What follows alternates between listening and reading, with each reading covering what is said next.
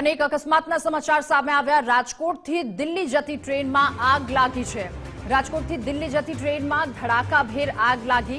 ટ્રેનના first AC કોચમાં ધડાકાભેર આગ લાગી। રાજકોટથી દિલ્હી આ ટ્રેન જઈ રહી હતી અને દરમિયાન આગ લાગવાની ઘટના સામે આવી। રાજકોટમાં ભાજપના આગેવાન દિનેશ કારિયા ટ્રેનમાં મુસાફરી કરી રહ્યા હતા અને રેલવે સ્ટાફના ત્વરિત એક્શનથી મોટી દુર્ઘટના થતા ટળી છે। ત્યારે રાજકોટથી દિલ્હી આ ટ્રેન જતી હતી। ગુડગાંવ પાસેના રેવાડી અને ખરતાલ વચ્ચે આ બનાવ બન્યો છે।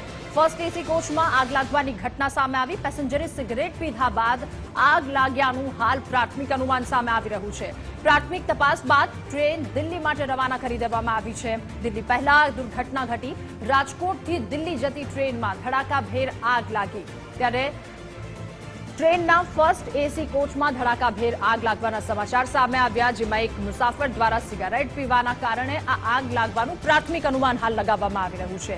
રાજકોટ ભાજપના આગેવાન દિનેશ કારિયા પણ આ ટ્રેનમાં સવાર હતા। ત્યારે રેલવે સ્ટાફના ત્વરિત એક્શનથી આ ટ્રેનમાં થતી મોટી દુર્ઘટના અટકાવી શકાઈ છે।